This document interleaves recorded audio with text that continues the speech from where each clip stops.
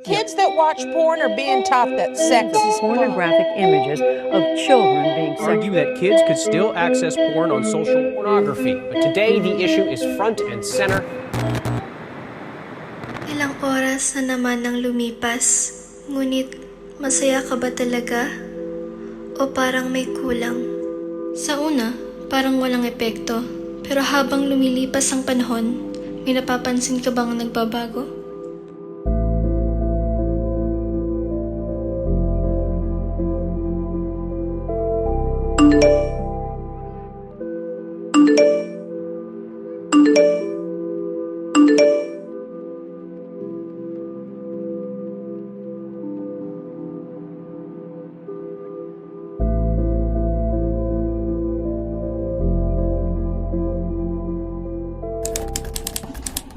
Ang pornografiya ay anumang anyo ng material na tahasang manyalamang sexual na ginawa upang puksain ang sexual na pagnanasa.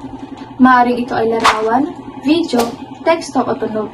Maaring para sa iba ay ginawa ito upang maging libangan. Ngunit ayon sa pag-aaral, ang labis na panonood nito ay nakakaapekto sa paningin ng iba sa totoong relasyon na maaaring sa sarili mo at sa iba.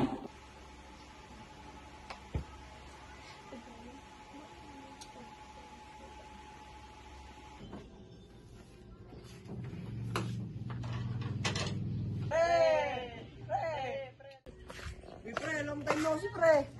Long time no see. Ngayon ka nga lumabas ha. Busy ka ba? Pare, ba't parang naka-naibags mo? Oo, pre.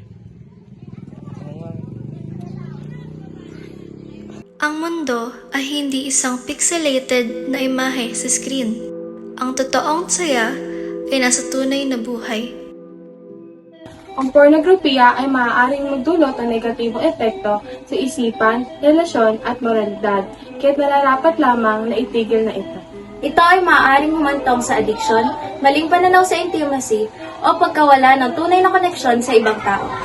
Sa halip na magpakalulong dito, mas mainam pa na ituon ng pansin sa mas makabuluhang bagay, tulad ng tunay na pag-ibig, respeto sa sarili, at mas produktibong gawain.